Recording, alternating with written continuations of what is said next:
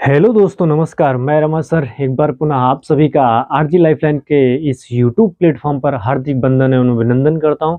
आशा करता हूं कि आप सभी अच्छे होंगे, मस्त होंगे और आपको अपनी पिछली क्लास विज्ञान की मिल चुकी होगी और आप पढ़ भी चुके होंगे। पिछली क्लास कौन सी थी? दर्पण में गोली दर्पण और गोली दर्पण के दो प्रकार। उनमें हमने पढ़ा था अवतल दर्पण, उत्तल दर्पण। उसमें भी क्या पढ़ा था? उसमें हमने पढ़ा था कि इनके क्या प्रकार होते हैं, प्रकार के बाद उनका उपयोग क्या है। और हमने आपसे जाते जाते कहा था कि हम नेक्स्ट सेशन आपके सामने लेकर आएंगे ना गोली दर्पण की प्रमुख, यानी कि दर्पण की प्रमुख परिभाषाएं या गोली दर्पण से संबंधित प्रमुख परिभाषाएं, और उसमें भी अवतल दर्पण पर प्रतिबिंब का बनना। इन सभी के सब प्रश्नों का हम करेंगे आपके सामने लेकर हम उपस्थित हुए हैं। चलिए आइए शुरुआत करते हैं अपने सेशन की। तो देखिए, बात कर लेते हैं हम दर्पण की प्रमुख परिभाषाओं की ना। दर्पण की प्रमुख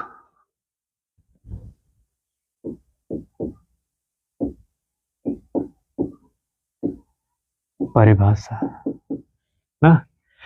अब इस दर्पण को प्रमुख परिभाषा को समझने के लिए हम चित्र के माध्यम से पढ़ेंगे। और उसमें हम चित्र सबसे पहले हम किसका ले लेते हैं भैया? हम चलो एक ही चित्र बनाते हैं। ये अभी क्या है तो आपके दिमाग में तुरंत चलना चाहिए। अभी तो ये कांच है, जैसे ही हमने क्या कर दिया भैया, इसको कलई कर दिया। अब ये तो आप बता ही सकते हैं, कलई करने के बाद इसका नाम क्या हो जाएगा? इसका नाम हो जाएगा अवतल दर्पण, इसका नाम हो जाएगा। और किसकी कलई की जाती है तो आप पता ही है आपको, AgNO3 या फिर Hg या फिर Ag या फिर कहीं कहीं पे कॉपर का प्रयोग कर दिया जाता है। ठीक है, चलिए ये कलई किया जाता है। इसमें एक ये लाइन खींची जाती है जिसका नाम होता है मुख्य अक्ष। क्या नाम है भैया इसका? मुख्य अक्ष। समझिएगा मुख्य अक्ष क्या है ना। और मुख्य अक्ष पे ही एक बिंदु निहित होता है जिसका नाम क्या है भैया? जिसका नाम C है। और एक बिंदु इस पे F निहित होता है। और C का नाम जो है इसे हम कहते हैं वक्रता केंद्र। क्या कहते हैं भैया? वक्रता, वक्रता केंद्र के नाम से जानते हैं। और F को हम जानते हैं फोकस बिंदु के नाम से,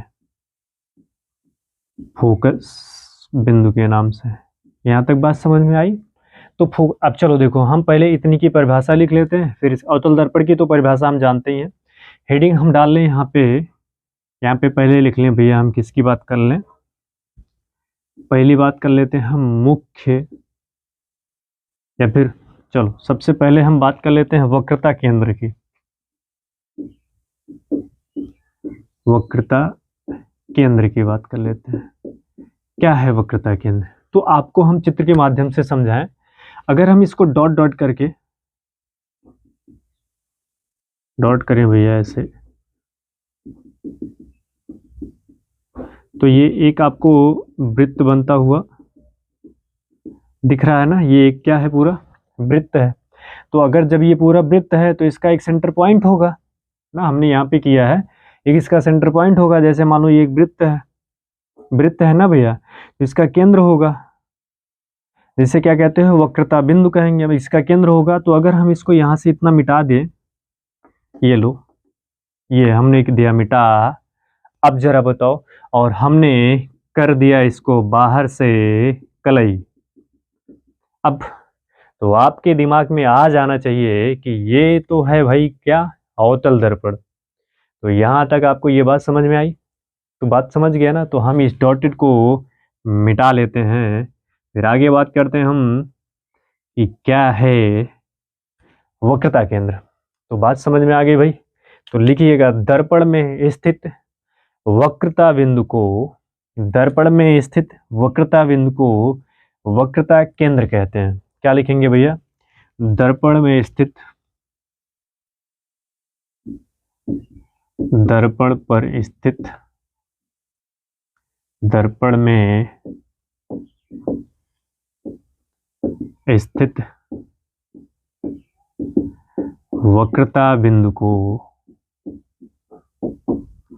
वक्रता केंद्र कहते हैं। क्या कहते हैं भाई? वक्रता केंद्र कहते हैं। यहां से इसकी परिभाषा आपको समझ में आ गई।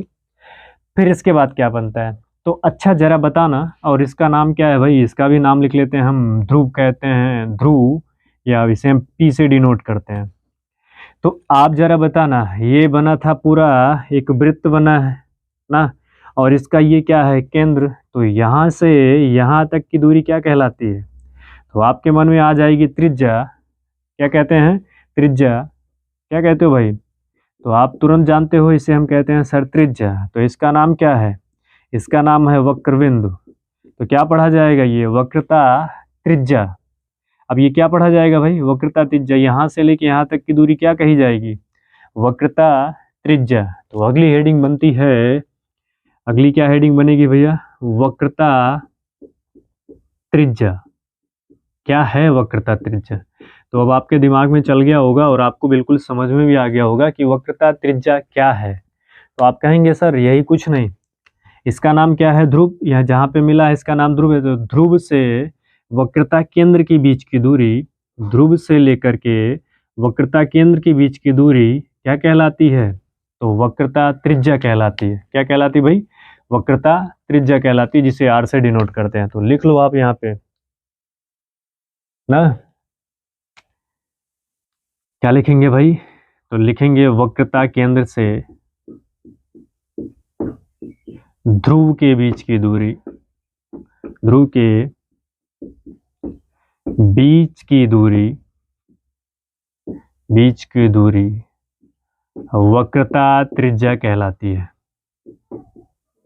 वक्रता त्रिज्या कहलाती है, जिसे जिसे आर से व्यक्त करते हैं। और इसको भैया, इसको वक्रता केंद्र को यहाँ पे लिखता हूँ, जरा देखना। वक्रता केंद्र को देखना, इसे वक्रता केंद्र को इसे सी से व्यक्त करते हैं या प्रदर्शित करते हैं। तो यहाँ से ये नोट रखें। दो परिभाषाएं बिल्कुल क्लियर है और समझ में भी आपको आया है, उम्मीद ही ऐसा है। चलिए आगे बात कर लेते हैं। हम चित्र से ही समझते हुए चलेंगे ताकि हमें कोई दिक्कत ना आए। आगे बात करें हम, हमने जैसे आपके सामने हमने बनाया भाई, क्या बना दिया है? ये देखो, वही फिर अवतल दर्पण बना दिया हूँ, इसमें ज़्यादा नहीं खींचना। और ये पूरा सर्किल होता है। तो आप यहाँ पे एक रेखा खींचा गया जिसका नाम P है। अभी यहाँ पे एक C केंद्र था। जब कोई प्रकाश किरण, ये प्रकाश किरण है, ये मुख्य अक्ष है, ये इसका नाम क्या है? ये पूरी जो सीधी लाइन गई है ये भैया, इसका नाम मुख्य अक्ष है ना, ये नाम रखा गया है। क्या नाम है इसका? तो मुख्य अक्ष है, मुख्य अक्ष। क्या नाम है? मुख्य अक्ष है। तो आप जरा गौर फरमाना, मैंने कहा कि मुख्य अक्ष के समांतर चलने वाली प्रकाश किरण परावर्तन के पश्चात, ये भी सीधी गई मुख्य अक्ष के समांतर चली है कि प्रकाश किरण परावर्तन के पश्चात जिस बिंदु से होकर जाती है, मुख्य अक्ष के समांतर चलने वाली प्रकाश किरण, मुख्य अक्ष के समांतर चलने वाली प्रकाश किरण परावर्तन के पश्चात जिस बिंदु से होकर जाती हैं, उसे हम कहते हैं फोकस बिंदु। क्या कहते हैं भैया? फोकस बिंदु। क्या कहते हो आप इसे? फोकस बिंदु कहते हो। तो लिखो अगली परिभाषा, तीसरी परिभाषा किसकी लिखनी है? फोकस बिंदु की। फोकस बिंदु की बात कर लेते हैं। तो फोकस बिंदु परिभाषा बात समझ में आई ना? क्या लिखेंगे? मुख्य अक्ष के समांतर चलने वाली प्रकाश किरण,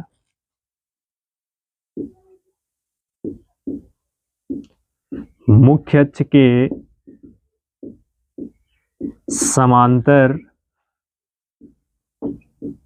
चलने वाली प्रकाश किरण, किसके भैया? मुख्य अक्ष के समांतर चलने वाली प्रकाश किरण, क्या? जिस बिंदु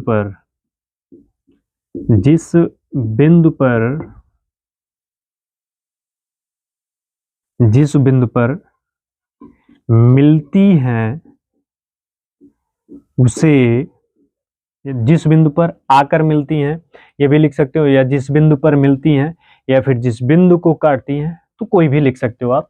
तो मुख्य अक्ष के समांतर चलने वाली प्रकाश किरण जिस बिंदु पर आकर मिलती हैं, या प्रकाश जिस बिंदु पर मिलती हैं, उसे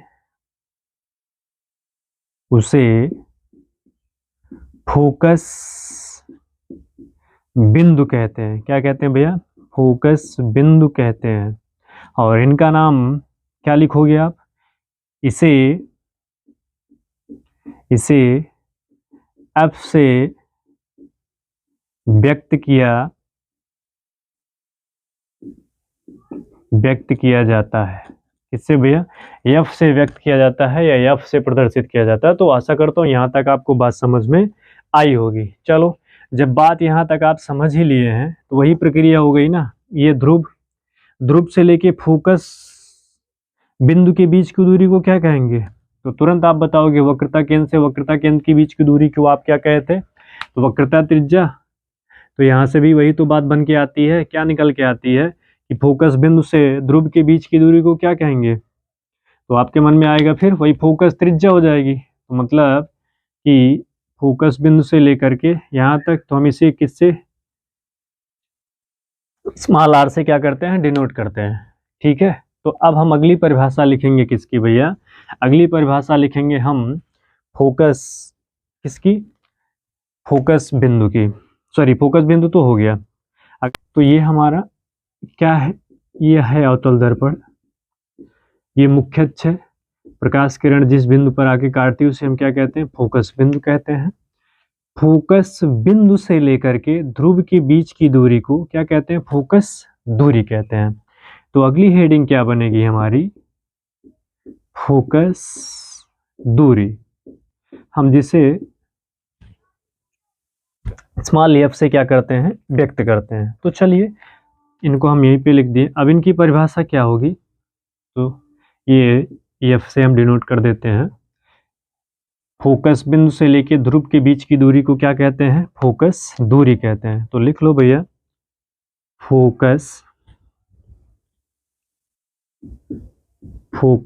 ये समझ में आ रहा है ना? फोकस बिंदु से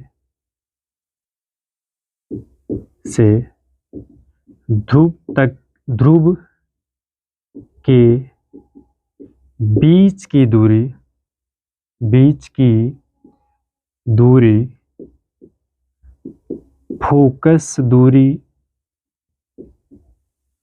फोकस दूरी कहलाती है, जिसे एफ से प्रदर्शित किया जाता है। क्या किया जाता है? एफ से प्रदर्शित किया जाता है। तो फार्मूला इसका क्या है भैया? तो फार्मूला है एफ बराबर R/2। यहाँ से इसके फार्मूले को नोट करके रखना। एफ बराबर R/2 का मतलब है कि फोकस दूरी बराबर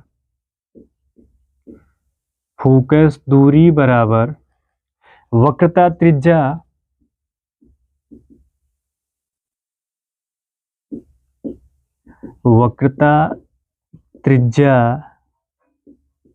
बटे 2।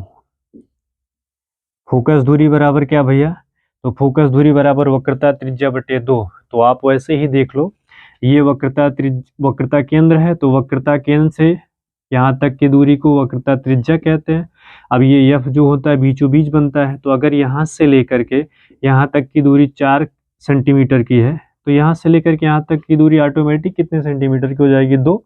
यानी कि त्रिज्या का आधा कर दोगे, वक्रता त्रिज्या की आधा करोगे तो क्या मिल जाएगा? फोकस दूरी मिल जाएगी। तो अगर आपसे पूछे भैया, यहीं से एक बात निकल के आती है, फोकस दूरी वक्रता त्रिज्या की आधी होती है। तो यहाँ पे एक नोट लिख लो, नोट फोकस दूरी वक्रता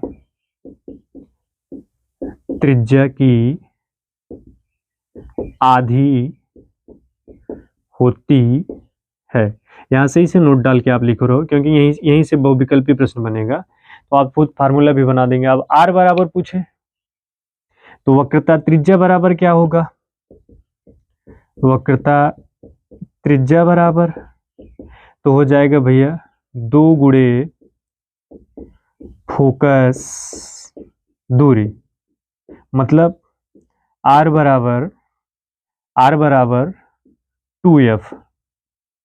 r बराबर क्या हो जाएगा, क्योंकि देखो यहाँ पे ये भाग कर रहा है, इधर आके गुणा करेगा तो r बच जाएगा, तो r बराबर 2f, इसीलिए लिखा ना वक्रता त्रिज्या बराबर क्या हो जाएगी 2 गुणे फोकस दूरी, मतलब जितना फोकस दूरी है उसमें 2 का गुणा कर दोगे तो वक्रता त्रिज्या बन जाएगी।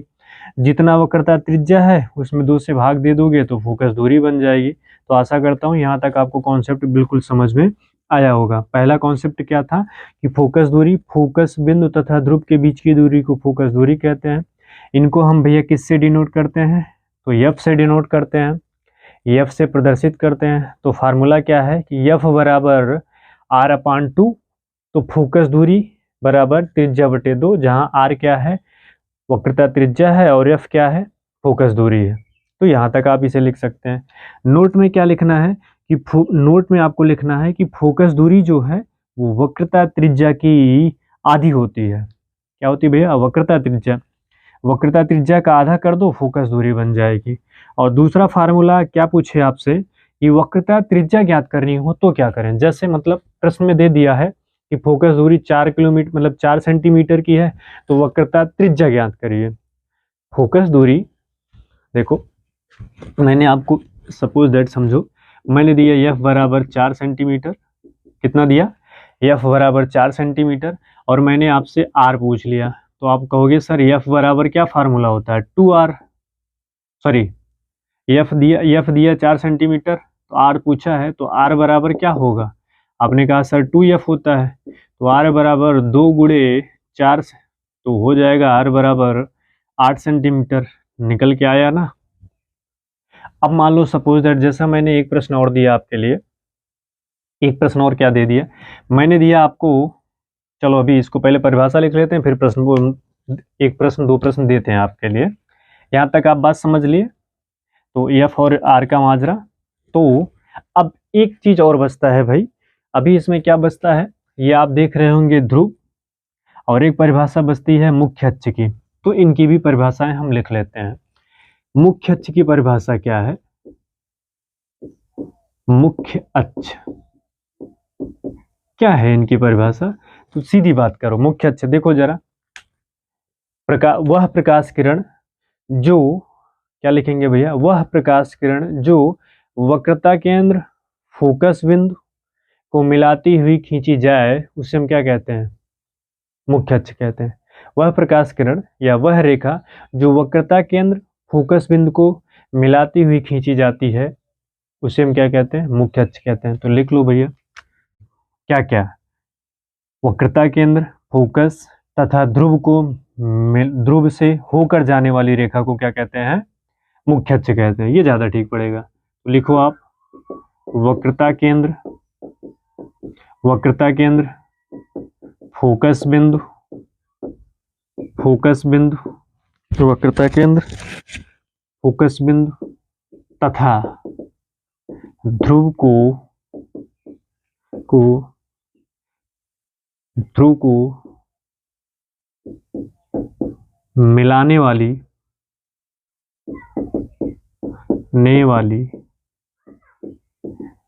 प्रकाश किरण ना, कोष्टक में लिख लीजिएगा, रेखा को मुख्य अक्ष कहते हैं। क्या कहते हैं, मुख्य अक्ष कहते हैं। बस सीधे लहजा में तीनों का नाम लिख दीजिएगा। खींची गई रेखा को क्या लिखोगे, वक्रता केंद्र फोकस बिंदु तथा ध्रुव को मिलाने वाली रेखा को क्या कहते हैं, या मिलाने वाली प्रकाश किरण को मुख्य अक्ष कहते हैं। एक बात और बचती है हमारे लिए कि ध्रुव क्या है, एक कंसेप्ट और बचता है कि ध्रुव क्या है।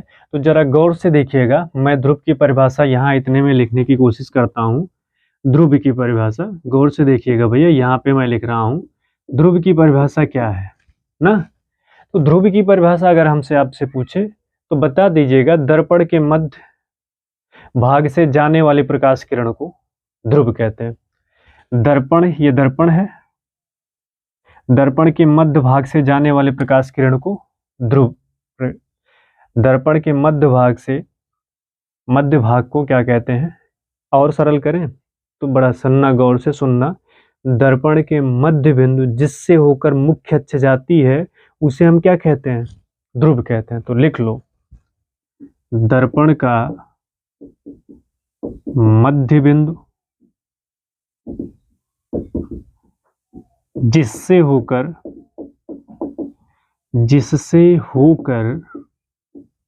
क्या भैया, जिससे होकर मुख्य अक्ष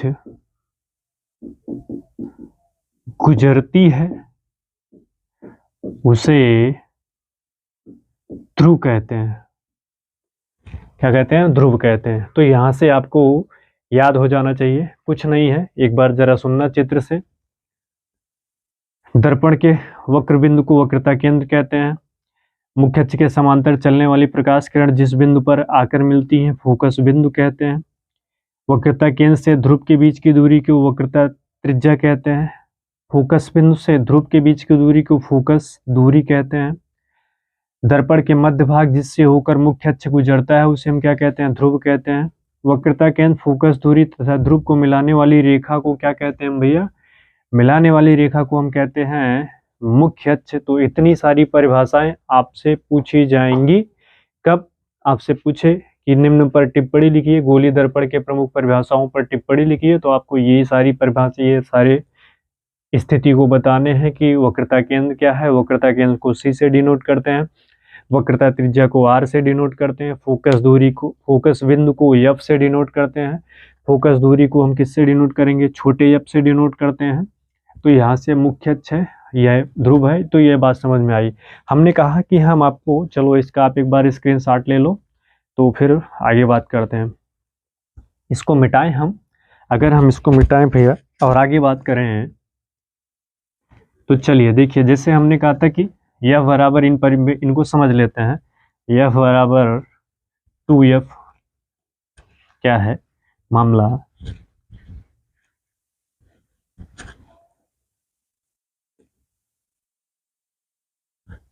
फोकस दूरी का ना।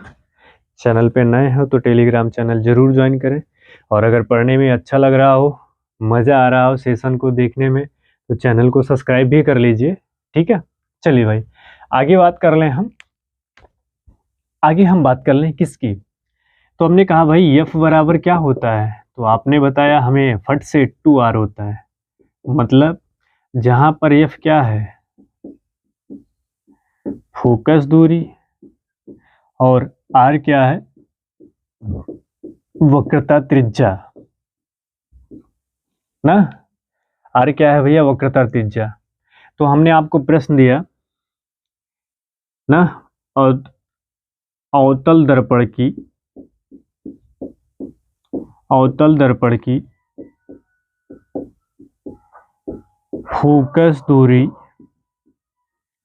अवतल दर्पण की फोकस दूरी 12 सेंटीमीटर है। तो इसकी वक्रता त्रिज्या कितनी होगी। चलो पहला ऑप्शन है, ये हमारा क्वेश्चन है, पहला ऑप्शन है 12 सेंटीमीटर, दूसरा ऑप्शन है 24 सेंटीमीटर, तीसरा ऑप्शन है 48 सेंटीमीटर, और चौथा ऑप्शन दे दिया इनमें से कोई नहीं, कोई नहीं। तो यहाँ से आपको देखो प्रश्न मजेदार है, ताकि हम कॉन्सेप्ट समझ लें क्या है इनका। तो हमने कहा भैया प्रश्न पढ़ना जरा कि अवतल दर्पण की फोकस दूरी 12 सेंटीमीटर है और इसका वक्रता त्रिज्या ज्ञात करना है। तो मतलब ये फार्मूला तो लगेगा नहीं, क्योंकि इस फार्मूले पे आप रखो तो फार्मूला क्या कह रहा है, F बराबर R/2 कहता है। कोई बात नहीं, फोकस दूरी दिया है ना, फोकस दूरी कितना दिया है, 12, बराबर आर पूछा है आपसे 2। यहाँ पे ये क्या कर रहा है 2 गुणा कि भाग, क्या कर रहा है भाग कर रहा है। तो बराबर की इस तरफ आएगा तो क्या करेगा गुणा करेगा, तो 12 गुणे 2 हो जाएगा और यहाँ क्या बच जाएगा आर।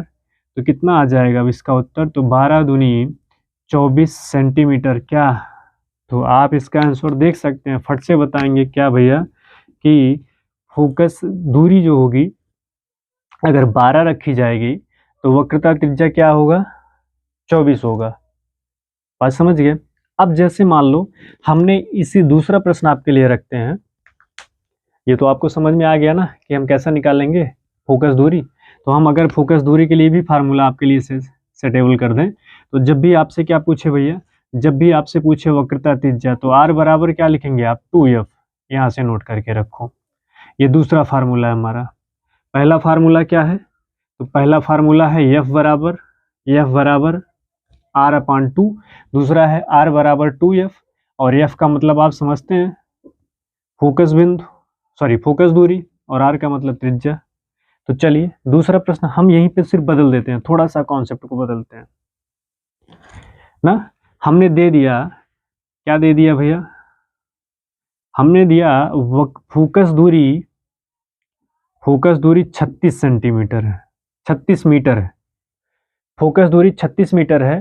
तो इसकी वक्रता त्रिज्या कितनी होगी, ऑप्शन में 12, 36, 48, चौथा ऑप्शन दिया 72 ना, ये ऑप्शन हो गए 4। पर प्रश्न वही है, अवतल दर्पण की फोकस दूरी 36 सेंटीमीटर है तो इसकी वक्रता त्रिज्या कितनी होगी। तो वक्रता त्रिज्या का फार्मूला आपको पता है, आर बराबर क्या रखा जाता है 2f। तो आर बराबर 2, एफ का मान फोकस दूरी 36 रखो, तो आर बराबर 36 दूना 72 सेंटीमीटर। तो आशा करता हूँ यहाँ से आपको आर निकालने का मामला समझ में आ गया होगा। तो ये 2 प्रश्न हो गए। चलिए अगर हम आगे बात करें, ये तो हमने आर निकालना सीख लिया, एफ की बात कर लेते हैं। तो बस कुछ नहीं करना होता, हम क्या कर देंगे, फोकस दूरी थोड़ा सा प्रश्न में परिवर्तन करते हैं। तो इसका आंसर कितना होगा भैया, इसका आंसर होगा 72। थोड़ा सा प्रश्न में परिवर्तन करते हैं, बहुत ज्यादा नहीं, माइनर प्रॉब्लम। अवतल दर्पण की फोकस दूरी ज्ञात कीजिए, ज्ञात कीजिए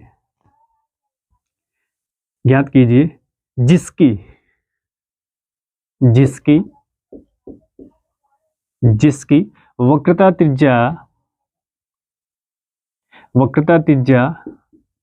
48 है, जिसकी वक्रता त्रिज्या क्या है 48 है। मतलब कह रहा है कि अवतल दर्पण को आपको फोकस दूरी ज्ञात करनी है और जिसकी वक्रता त्रिज्या 48 है। तो क्या करेंगे ना, चलो अब क्या करना है, तो आपसे पूछा है फोकस दूरी, तो फोकस दूरी कैसे याद करोगे, फट से बताओ हमें। तो आपको फार्मूला पता होना चाहिए, ऑप्शन दें हम इसमें, एक हो गया 12, एक हो गया 24, एक हो गया 26, एक हो गया 28 ना। तो अब आपको तो फार्मूला इसका पता ही है, फोकस दूरी बराबर क्या है, तो क्या कहोगे सर आर बराबर, सॉरी एफ बराबर आर अपान 2 होता है। तो हमें एफ ज्ञात करना है, कोई बात नहीं, जब एफ ज्ञात करना है तो आर तो दिया है ना, तो आप ऐसे लिखोगे एफ ज्ञात करना है, आर बराबर कितना 48, नहीं पहले आर लिखोगे, आर बराबर लिखोगे 48, फिर क्या ज्ञात करना है एफ ज्ञात करना, तो एफ के लिए प्रश्नवाचक चिन्ह लगाओ, और एफ के लिए प्रश्नवाचक चिन्ह लगाने के बाद फिर आप क्या लिखना, फार्मूला तो आप लिखे ही हो, चलो मान रख लो इन पे। तो मान रखोगे तो एफ बराबर 48/2, 2 से काटो, 2 दूनी 4, 2 चौके 8, तो कहोगे सर ये तो 24 मीटर आ रहा है, मतलब 48 मीटर है, तो उत्तर कितना आएगा 24 मीटर आएगा। मतलब जिसमें प्रश्न दिया होगा मीटर, सेंटीमीटर ना, किलोमीटर, जिसमें भी प्रश्न दिया रहेगा उसका मात्रक वही रखेंगे हम, इसको हमें ध्यान रखना है। तो ठीक है, तो आपको यहाँ से बात समझ में आए, जब लेंस पढ़ेंगे तो उसका मात्रक अलग होगा, तो उनके बाद हम बात अलग कर लेंगे। तो यहाँ तक समझ में आ गया आपको बात। चलो जैसे मान लो हमने इसके प्रश्न को बदल दिया और यहाँ पे लिख दिया 100 मीटर है, तो फिर प्रक्रिया वही लगाओगे आप। क्या करोगे, लिखोगे सर R बराबर 100 मीटर है, F ज्ञात करना है, और F बराबर होता है R/2। तो चलो रखो, तो F बराबर R का मतलब 100/2, काटोगे तो F बराबर कितना आ जाएगा 50। एक ऑप्शन में कर देते हैं, यहाँ पे मैंने दे दिया 50 मीटर ना, प्रश्न मीटर में है तो मीटर में, यहीं पे हमने दिया 50 सेंटीमीटर। तो इस 50-50 को देखकर थोड़ा सा क्लियर रहना कि ये सेंटीमीटर में है कि मीटर में। तो आशा करता हूँ यहाँ तक आपको बात समझ में आई होगी। तो चलिए हम आगे बात कर लेते हैं, अवतल दर्पण पर प्रतिबिंब का बनना। किसकी बात करते हैं भैया, अवतल दर्पण पे प्रतिबिंब का बनना कैसे है, क्या नेचर है, तो इनकी बात कर लेते हैं हम। तो आइए यहाँ तक हम समझे, आगे हम अपनी क्लास कंटिन्यू करें। मोबाइल को हॉरिजॉन्टल मोड पर करके ही देख रहे हैं ना, हाँ। और दूसरी बात क्या, चैनल पे नए हो तो टेलीग्राम चैनल भी ज्वाइन करें और चैनल को सब्सक्राइब भी कर लें, क्योंकि ताकि और आप बेल आइकन को प्रेस करें नोटिफिकेशन, ताकि आपके पास पहुंचता रहे कि फटाफट जो क्लासें अपलोड हो रही हैं शाम 7:30 बजे, सुबह 6 बजे, हम रोज़ मिल जाते हैं आपसे नियमित रूप से। तो आप भी नियमित रूप से पढ़ाई को अपना क्या कर दीजिए भाई, चालू कर दीजिए। तो चलिए अगली हेडिंग, चलिए भैया हम हेडिंग डालते हैं, किरण आरेख द्वारा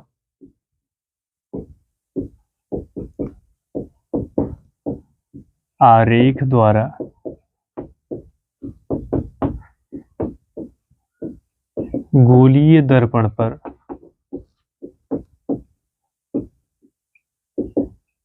प्रतिबिंब का बनना ना, या फिर निरूपण। इनको आप समझ लो ताकि आप चित्र में बनाने में आपको कोई असुविधा असावधानी ना हो। इसको थोड़ा सा कंसंट्रेट को मामला समझना, ताकि हम जब अवतल दर्पण पर प्रतिबिंब के बनने का नेचर आपको किरण आरेख विधि से बताएं, तब आप फटाफट मुझसे पहले ही बना लो। तो ये कॉन्सेप्ट डेवलप करना है हमें आपके दिमाग में। तो कैसे कैसे होते हैं, तो बात से करें भैया किरण आरेख द्वारा गोलीय दर्पण पर प्रतिबिंब बनना, तो इनके 4 नियम है। कितने नियम है, 4 नियम है। किरण आरेख बनने के कितने नियम, तो यहाँ से लिखें भैया हम कितने नियम हैं, 4 नियम है। और उन चारों नियमों की हम बात कर लेते हैं, बीच में लिखें, यहाँ पे लिखते हैं कितने नियम होते हैं, 4 नियम होते हैं। वो कौन कौन से नियम है, इनको हमें क्या करना है, पालन करना है। तो बात करते हैं हम पहले नियम की, फिर हम बात कर लेते हैं दूसरे नियम की, पहले नियम की, फिर बात कर लेते हैं दूसरे, फिर बात कर लेते हैं तीसरे नियम की, फिर बात कर लेते हैं चौथे नियम की। तो चलिए देखिएगा, बात करते हैं हम पहले नियम की। क्या है पहला नियम, तो पहला नियम क्या कहता है, चित्र के माध्यम से समझना। ये हमने बनाया अवतल दर्पण, हालांकि अवतल दर्पण की बात नहीं, उत्तल दर्पण अवतल दोनों में यही प्रक्रिया होगी। तो ये मुख्य अक्ष है, ये तो आप जानते ही हैं। ये क्या है, पोल है, ये तो भी आप जानते हैं। ये क्या है भैया, फोकस बिंदु है, ये भी जानते हैं आप, अभी मैंने इसकी सारी परिभाषाएं बताई। ये वक्रता केंद्र है, और ये लेटा हुआ आठ, इसका मतलब होता है अनंत। क्या भैया, इसका मतलब होता है अनंत। अनंत का मतलब होता है इनफाइनाइट, आप समझो इसको, मतलब दूरी बहुत है, अनंत कहा जाता है। तो यहाँ से आप बात समझिएगा, जब प्रकाश किरण चलती है, पहला नियम क्या कहता है, मुख्य अक्ष के चलने वाली समांतर प्रकाश किरण, मुख्य अक्ष के चलने वाली समांतर प्रकाश किरण परावर्तन के पश्चात फोकस बिंदु से होकर ही जाएंगी। ये पहला नियम है।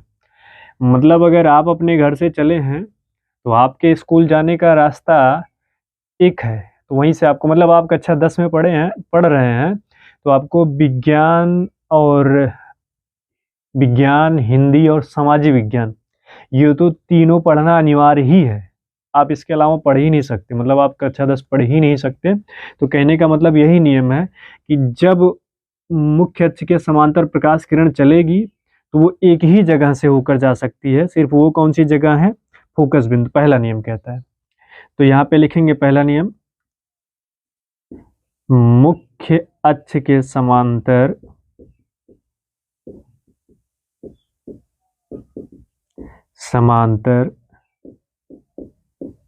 चलने वाली प्रकाश किरण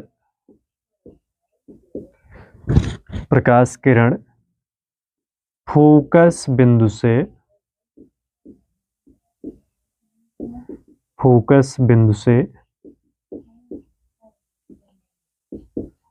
होकर जाती हैं या होकर जाएगी।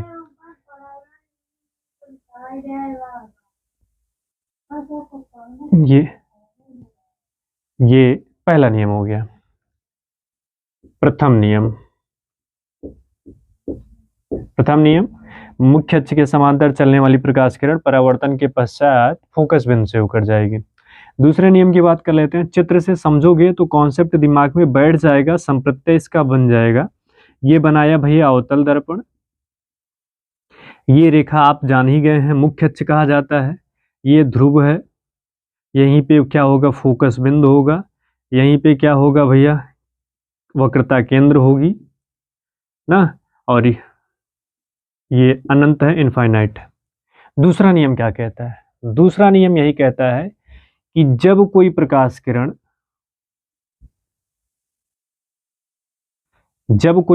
किरण फोकस से होकर जाएगी, इससे भैया ये वक्रता केंद्र बना के रखो, सी बड़ा में लिखें, दिख रहा है, एफ बड़े में।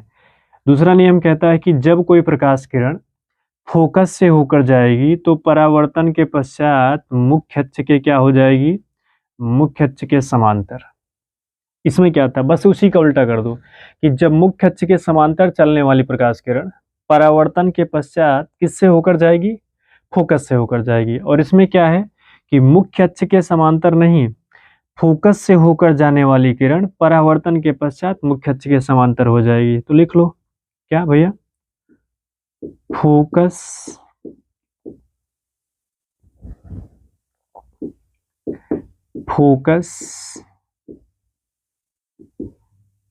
बिंदु से होकर जाने वाली प्रकाश किरण मुख्य अक्ष के समांतर होगी। तो यहां से दूसरा नियम हम लिख लेते हैं भैया, कौन सा नियम है, द्वितीय नियम है। हम बात करते हैं तृतीय नियम की। किसकी बात करते हैं भैया, तृतीय नियम की, थर्ड लॉ की बात करते हैं। तो इसमें भी हम चित्र के माध्यम से समझेंगे ताकि हमारे दिमाग को ज़्यादा परेशानी ना हो, परिभाषा भी लिखने में, समझने भी। ये हमारा मुख्य अक्ष है। अच्छा बड़ा बनाए, ये हमारा कौन सा दर्पण है, तो आपके दिमाग में बात बन गई होगी। कौन सा दर्पण है भैया, तो अवतल। देखो यही परिभाषा अवतल उत्तल दोनों के लिए लागू होगा। ऐसा नहीं कि मैं अवतल बता रहा हूं तो सिर्फ अवतल के लिए, अवतल और उत्तल दोनों के लिए ये लागू है। तो यहाँ से आप इसे हमेशा अपने ध्यान में बैठाओ। मेरा मतलब ये है कि आपको हम डीप इसलिए पढ़ा रहे हैं ताकि आपके दिमाग में कॉन्सेप्ट एक ही बार में बैठ जाए, ताकि आपको असुविधा ना हो कि कोई टॉपिक या कोई कॉन्सेप्ट कहीं से छूट गया, ये चीज़ आपको समझ में नहीं आ रही है। इसलिए आप एकदम इत्मीनान से पढ़ो ताकि ये आपका ज्ञान अस्थायी ज्ञान हो जाए, भविष्य में आपको दोबारा ऐसा कुछ ना करना पड़े। तो इसलिए मेरा बस आपसे यही निवेदन है कि थोड़ा सा कंसंट्रेट होकर ही पढ़े मामला, ठीक है। तो चलें आगे बात करते हैं। ये क्या है भैया, हमारा मुख्य अक्ष रेखा है, ये आप जानते ही हैं। तो यहाँ पोल है, ये तो आप भी जानते हैं, अब तो याद हो गया होगा पोल और एफ का मामला। ये है फोकस दूरी एफ का मामला, ये है हमारा वक्रता केंद्र सी का मामला। क्या भैया, वक्रता केंद्र सी का मामला। तीसरा नियम क्या कहता है कि जब कोई प्रकाश किरण वक्रता केंद्र से होके जाएगा, किससे भैया, जब कोई प्रकाश किरण वक्रता केंद्र से होकर जाएगी, ठीक है, जब कोई प्रकाश किरण किससे होकर जाएगी, वक्रता केंद्र से होकर जाएगी, तो परावर्तन के पश्चात पुनः उसी मार्ग पे क्या हो जाएगी, वापस लौट जाएगी। तीर देख रहे हैं ना, ये जा रही है इधर से और इधर से टकराने के बाद वापस लौट आ रही है। तो तीसरा नियम यही कहता है कि जब प्रकाश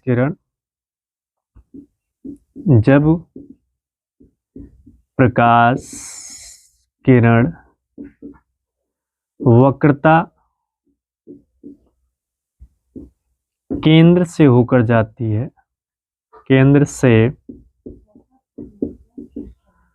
होकर जाती है, तो परावर्तन के पश्चात, परावर्तन के बाद पुनः उसी मार्ग पर वापस लौटती है। ये कौन सा नियम है? तृतीय नियम है। चतुर्थ नियम की बात कर लें, अंतिम नियम। चतुर्थ नियम क्या है? चौथा नियम क्या है? तो चित्र से इसको भी समझेंगे हम ना। ये मुख्य अक्ष है, ये हमने कलई कर दिया। यहाँ पे ये F है, यहाँ पे ये C है, ये अनंत है, ये भी अनंत है, और ये क्या है भैया? पोल है P, ये पोल है। तो चौथा नियम यह कहता है कि जब कोई प्रकाश किरण पोल से होकर जाएगा, किससे भैया? पोल से। जब कोई प्रकाश किरण पोल से होके जाएगा तो चलो इधर चित्र देखो, साफ देखो, ये मैंने बनाया ना, ये बना भैया मुख्य अक्ष। ये कहता क्या है कि जब कोई प्रकाश किरण किससे होकर जाए भैया? पोल से होकर जाए, तो F यहाँ पे लिख लो, C लिख लो। ये जब कोई प्रकाश किरण पोल से होकर जाएगा, ध्रुव से होकर जाएगी, तो वह पूरी की पूरी प्रकाश किरण क्या हो जाएगी? पार चली जाएगी, ये वापस नहीं लौटती है ना। तो इसमें क्या होगा? लिख लो, जब प्रकाश किरण, क्या लिखोगे भैया? जब प्रकाश किरण ध्रुव से होकर जाती है तो वह पूरा पार हो जाती है, यहां से इसको नोट करके रखना है। तो ये चारों नियम आपको, आशा करता हूं कि ये चारों नियम बिल्कुल आपको समझ में आए होंगे। पहला नियम क्या कहता है कि जब प्रकाश किरण मुख्य अक्ष के समांतर चलेगी तो परावर्तन के पश्चात किससे होकर जाएगी भाई? तो फोकस से होकर जाएगी। दूसरा नियम क्या कहता है कि जब प्रकाश किरण फोकस से होकर चलेगी तो परावर्तन के पश्चात मुख्य अक्ष के समांतर हो जाएगी। तीसरा नियम क्या कहता है कि जब कोई प्रकाश किरण मुख्य अक्ष के समांतर चलेगी तो परावर्तन के पश्चात, जब कोई प्रकाश किरण वक्रता केंद्र से होकर जाएगी तो पुनः उसी मार्ग पे वापस चली जाएगी। चौथा नियम कहता है भैया कि जब कोई प्रकाश किरण ध्रुव से होकर जाएगी तो पुनः वो मतलब उसी मार्ग पे वो पूरा का पूरा चली जाएगी, वापस लौट के नहीं आती है। तो ये चारों नियम हमें याद रखने हैं ताकि हम अपनी कॉपी में अवतल दर्पण के बारे में जब प्रतिबिंब बनाएं तो आसानी से हम इनकी भाषाओं को समझ सकें ना। तो यहाँ से आप इसको ध्यान में रखना है, ठीक है।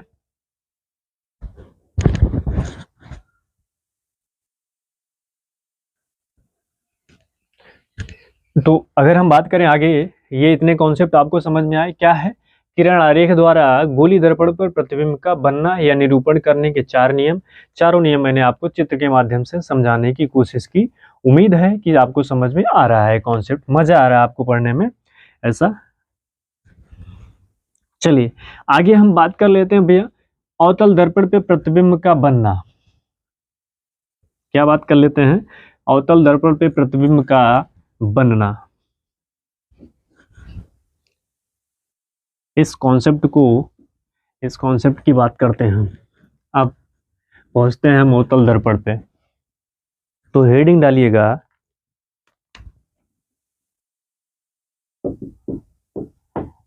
अवतल दर्पण पर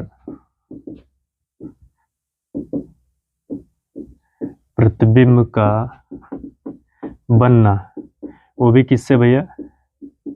किरण आरेख द्वारा। किसके द्वारा? किरण आरेख द्वारा। कैसे बनता है?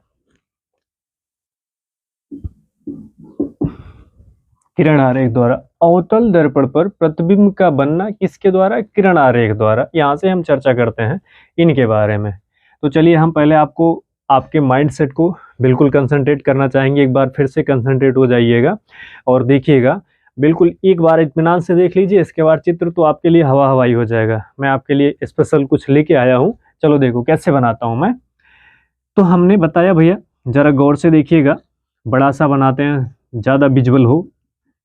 मोबाइल को हॉरिजॉन्टल मोड पे कर लें, नहीं किए हो तो चलो चैनल को सब्सक्राइब कर लें, बेल आइकन को प्रेस जरूर करें ताकि हमारे द्वारा भेजे गए सभी वीडियो आपको पास नोटिफिकेशन के रूप में उपलब्ध हो जाए। तो चलो भाई आगे बात करते हैं हम। ये हमारा अवतल दर्पण है। कौन सा दर्पण है? अवतल दर्पण है भाई ना। आगे बात करें अगर, तो हमने खींचा क्या, ये एक मुख्य अक्ष खींच लिया। क्या खींच लिया भैया? मुख्य अक्ष खींच लिया। ये जिस बिंदु से होके जाता है इसका नाम क्या है? तो ध्रुव है इसका नाम। और इस रेखा का नाम जानते ही आप, क्या है? मुख्य अक्ष नाम है। तो यहां तक बात समझना, कंसंट्रेट हो गया समझना बिल्कुल। अब देखो ये क्या है? अनंत, जिसे इनफाइनाइट कहते हो। यहीं पे एक क्या होगा? वक्रता केंद्र। क्या नाम है इसका? सी का मतलब ये सी है। क्या नाम इसका भैया? तो जानते हो ना, वक्रता केंद्र। क्या नाम है इसका? वक्रता केंद्र। यहाँ पे क्या है? एफ है। क्या नाम है इसका? फोकस बिंदु। यहाँ तक बात समझ में आई? यही तो, इतने तो बताए हम अभी तक। मुख्य अक्ष क्या, वक्रता केंद्र क्या, यहाँ तक बात समझ गए। अब देखो जरा क्या है मामला। गिनती आती है? अगर गिनती आती है तो चलो गिनो। अनंत पे रखो भैया एक, अनंत पे क्या रखो? एक। फिर अनंत के बाद यहाँ पे रख लो दो ना, अनंत। और ये वक्रता केंद्र पर गिनती करो तीन। तीन के बाद फिर क्या आएगा भैया? चार। चार के बाद फिर कौन सी संख्या आएगी? पाँच। पाँच के बाद फिर कौन सी संख्या आएगी? छः। गिन लिया? एक, दो, तीन, चार, पाँच, छः। तो अब आपको क्लियर हो जाना चाहिए कि अवतल दर्पण पे कुल प्रतिबिंब की संख्या ना, अवतल दर्पण पर कुल प्रतिबिंबों की संख्या। तो पता चल गया कितने बनते हैं। गिनती तो आती है, 6 बनती है। अब जरा सुनना, आगे का माजरा क्या है कि 1 2 3 4 5 6 हो गए। अब गिनती तो आती है। ये जो 6 है, इस 6 को आप क्या कर दीजिए, आप अपने, मतलब आपके पास टोटल 6 मित्र हैं। आपके पास टोटल कितने लोग हैं? 6 मित्र हैं। आप 6 की बटालियन में रहते हो, 6 के आपके समूह है।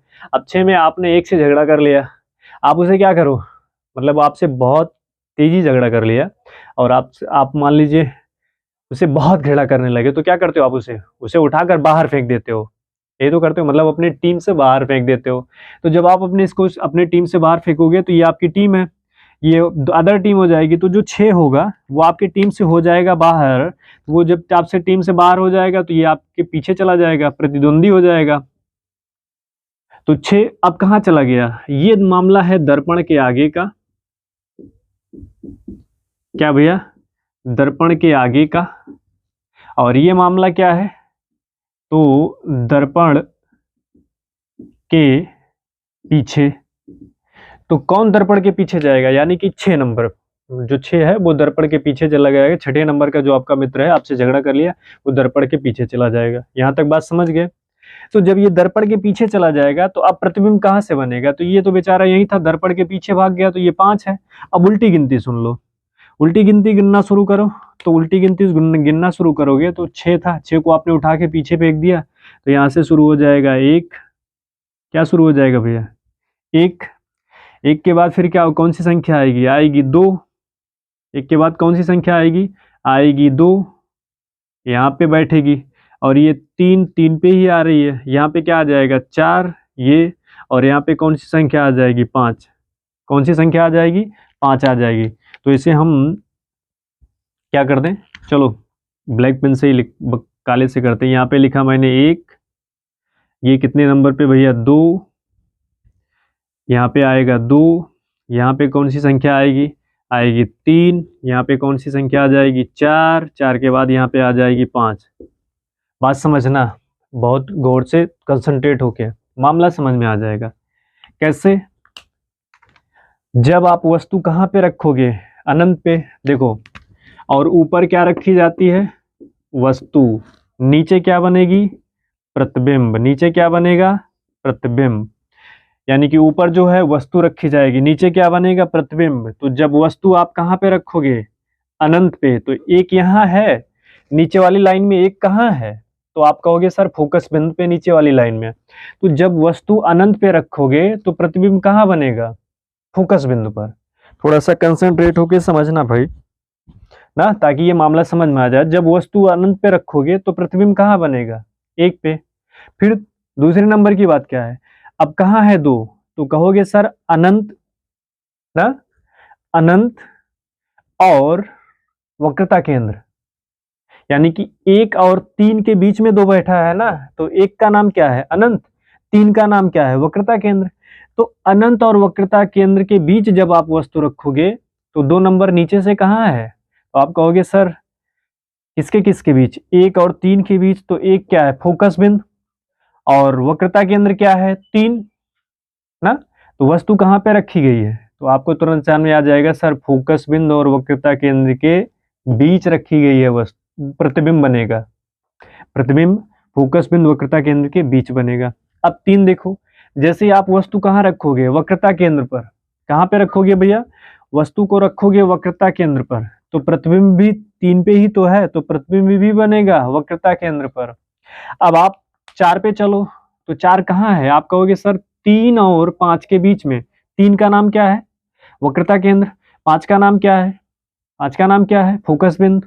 तो जब वस्तु 3 और 5 के बीच रखा है, वक्रता केंद्र और फोकस के बीच रखा है, तो प्रतिबिंब जरा 4 ढूंढो नीचे से, 1 2 3 4 यहाँ पे आ रहा है, तो किसके किसके बीच, वक्रता केंद्र और अनंत के बीच, वक्रता केंद्र और अनंत के बीच बन रहा है। आगे चलोगे आप 5वें नंबर पे, तो 5 का नंबर क्या है, फोकस बिंदु। तो जब 5 ऊपर से 5वां नंबर फोकस बिंदु है, तो नीचे पे 5वां नंबर कहाँ है, अनंत पे। तो जब वस्तु फोकस बिंदु पर रखोगे तो प्रतिबिंब कहाँ बनेगा, अनंत पे बनेगा। यहां से ये नोट करके रखना है। आगे कंटिन्यू करें अगर हम, तो छठा मैंने कहा, अब ये कहाँ है बेचारा, तो ये P, ध्रुव, ध्रुव और फोकस बिंदु के बीच में क्या रखा है आपने, वस्तु रखा, और ये बने कहाँ रहा है, दर्पण के पीछे। हमने गिनती ऊपर लिखी है, तो इसका मतलब ये भी वस्तु क्या बनेगा, ऊपर ही बनेगा। तो यानी कि वस्तु ऊपर जब बनेगा तो कैसा बनेगा, सीधा बनेगा। और ये गिनती हमने क्या लिखा, उल्टे क्रम में, उल्टा का मतलब होता है नीचे बन रहा है। तो जब प्रतिबिंब नीचे बनेगा और उल्टा बनेगा तो क्या होगा, वो अवतल दर्पण पे। तो आपने पढ़ा है ना कि वास्तविक बनता है, उल्टा बनता है। तो आशा करता हूं कि ये मामला समझ में आपको आया। एक बार जरा देखो, जब वस्तु अनंत पे रखोगे तो प्रतिबिंब कहाँ बनेगा, फोकस पे। जब वस्तु अनंत और वक्रता केंद्र के बीच रखोगे तो प्रतिबिंब फोकस और वक्रता केंद्र के बीच बनेगा। गिनती से पकड़ना, 3 यहाँ वक्रता केंद्र पे है तो नीचे भी 3 वक्रता केंद्र पे है। तो वस्तु वक्रता केंद्र पे रखी जाएगी तो प्रतिबिंब भी वक्रता केंद्र पर ही बनेगा। आगे बात करें तो वक्रता केंद्र और फोकस के बीच वस्तु रखोगे ना, तो प्रतिबिंब कहाँ बनेगा भैया, तो 4 नंबर ढूंढो, तो वक्रता केंद्र और अनंत के बीच में आ रहा। 5वें नंबर पे फोकस पे रखोगे तो अनंत पे। 6ठा नंबर, आपसे आपका मित्र रूठ गया, आपने बाहर फेंक दिया, यानी कि दर्पण के पीछे चला जाएगा। दर्पण के पीछे जाएगा तो सीधा बनेगा, क्योंकि पीछे हो जाएगा। तो जब आप अपने यहाँ से मार के भेज देते हैं तो कहते हैं ना कि मार के भेजो, इससे सीधा हो जाएगा, तो वो बिल्कुल सीधा हो जाता है। तो यहाँ पे प्रतिबिंब कैसा बनेगा, सीधा। तो आशा करता हूँ कि आपको समझ में आया कि अवतल दर्पण पे कुल प्रतिबिंबों की संख्या कितनी होती है, 6 होती है। कैसे कैसे कहाँ कौन रखा जाता है, कैसे बनता है, ऑब्जर्व करिएगा।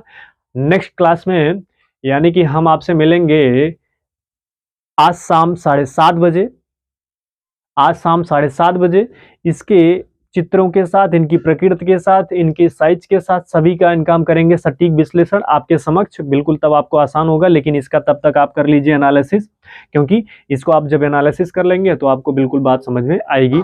तो आपको यहाँ तक हमारी बात बिल्कुल समझ में आई है। चैनल पे नए हैं तो चैनल को शेयर सब्सक्राइब जरूर करें, टेलीग्राम चैनल जरूर ज्वाइन करें। बेल आइकन को प्रेस करेंगे तो हर वीडियो का नोटिफिकेशन आपके पास पहुंच जाएगा। तो बस उम्मीद है, आशा है कि आप हमारे द्वारा पढ़ाए गए सभी कंटेंट आपको समझ में आ रहा है। अगर आ रहा है तो सेशन को लाइक भी कर सकते हैं आप, मन करे तो लाइक भी कर सकते हैं ना। तो चलिए, आप सभी को बहुत बहुत धन्यवाद। Thank you very much. Best of luck. Have a nice day. आपका दिन शुभ हो। जाते जाते क्या भाई, इस चैनल को शेयर सब्सक्राइब जरूर करें। Thank you very much. Best of luck.